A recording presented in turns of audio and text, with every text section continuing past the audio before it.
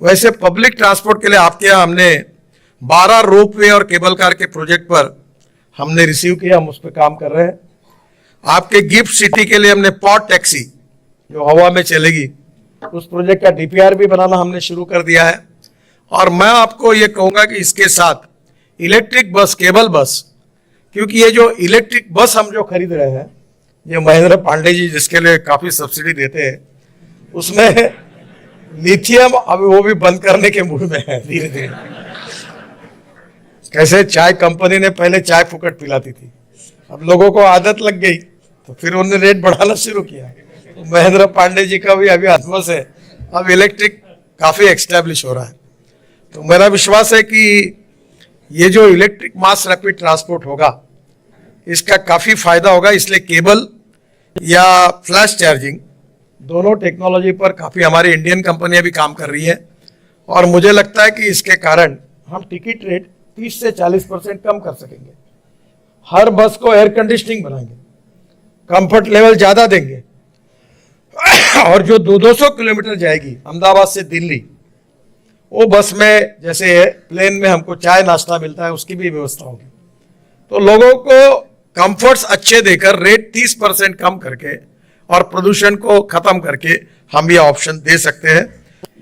एक बहुत इंपॉर्टेंट चीज़ है जो मैं आपको कहूँगा कि जैसे ई व्हीकल है, वैसे हम ropeway, cable car, funicular railway, sky bus, अभी मैंने एक प्रेजेंटेशन में एक बस देखी, डॉफलवेयर करके कंपनी, हवा में चलने वाली डबल डेकर बस, 200 लोग बैठते हैं।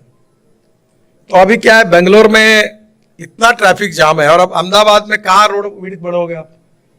तो बीच के एक पिलर पर लेकर पब्लिक ट्रांसपोर्ट ऑन इलेक्ट्रिसिटी, ये भी एक विषय जिसका आप जरूर विचार करिए। अभी मैं दिल्ली से जयपुर केबल डालकर ई हाईवे बनाने के लिए हम बातचीत चल रही है, और मुझे तो लगता है बीओटी पे हो जाएगा। और उसके साथ और एक सिस्टम है जो फ्लैश चार्जिंग, हिटैची का है। अब वो बाकी काफ़ी है, यूरोप में भी अब आ रही, स्विट्जरलैंड में भी आई है, कि एक जगह बस खड़ी हो जाएगी, 5 मिनट में चार्ज होगी, 80 किलोमीटर चलेगी, तो वो केबल डालने की जरूरत नहीं है। अभी मैं जेकोस्लोवाकिया में स्कोडा के फैक्ट्री में गया था, 3 बसेस एक जगह है और इलेक्ट्रिक पे चलती है।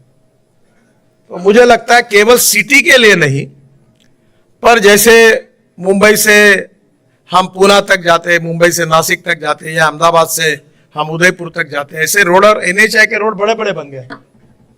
मेरा तो प्लानिंग है कि दिल्ली से मुंबई एक्सप्रेस हाईवे पर इलेक्ट्रिक केबल बने, और इलेक्ट्रिक केबल में हमारे ट्रक इलेक्ट्रिक पे चले, और एक ट्रक को 2 ट्रक पीछे में लगे, और वो इलेक्ट्रिक पर चलेंगे। तो हमारी लॉजिस्टिक कॉस्ट वर्ल्ड में सबसे ज्यादा 16% है, 14 से 16%। चाइना की 8% है। अगर हम इलेक्ट्रिक पर आएंगे तो हमारी लॉजिस्टिक कॉस्ट 8% पे आएगी, और 8% में आएंगे तो एक्सपोर्ट बढ़ेगा और प्रदूषण नहीं होगा।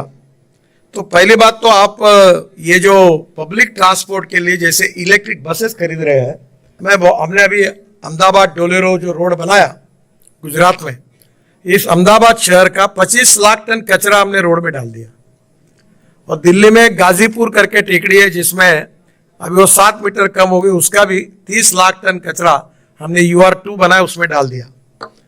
तो मैं अक्सर एक बात, 2 बातें कहता हूं, no material is waste and no person is waste. It is depending upon the appropriate technology. It is depending upon the appropriate vision of the leadership that you can convert waste into wealth. One is very important, that is knowledge to wealth. The innovation, entrepreneurship, science, technology, research, skilled and successful practices, we name it as knowledge. And conversion of knowledge into wealth is the future. And second is waste to wealth. और दोनों बातें गुजरात में हैं। तो मेरा आपसे अनुरोध है कि इसके कारण we will reduce the cost.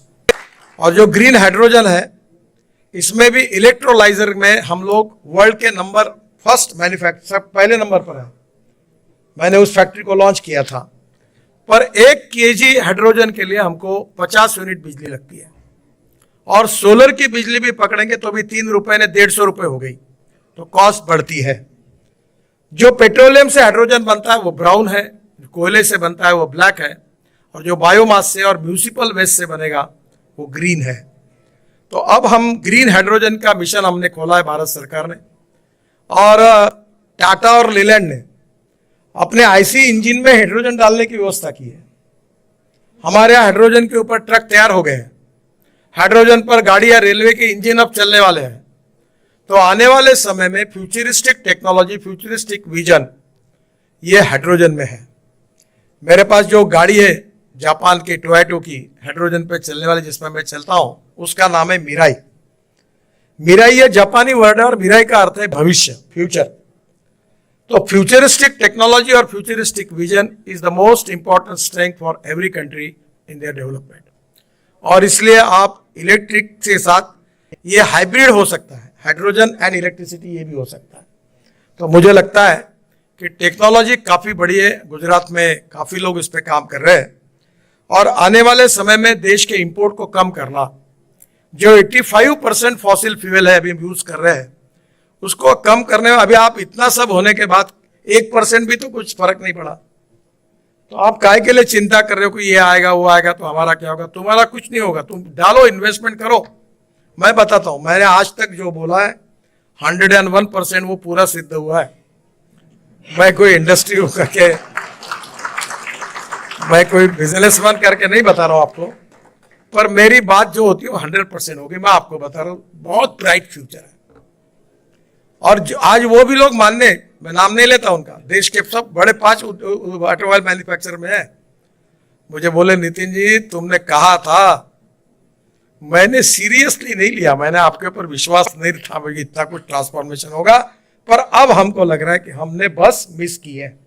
अगर आपको बस मिस नहीं करनी है तो इमीडिएटली आप तुरंत फास्ट ट्रैक पर आप इन्वेस्टमेंट करिए, ई व्हीकल में, ई हाइब्रिड व्हीकल में, फ्लेक्स इंजन में, बैटरी में। मुझे लगता है कि गुजरात में जैसा प्रदेश है कि जहाँ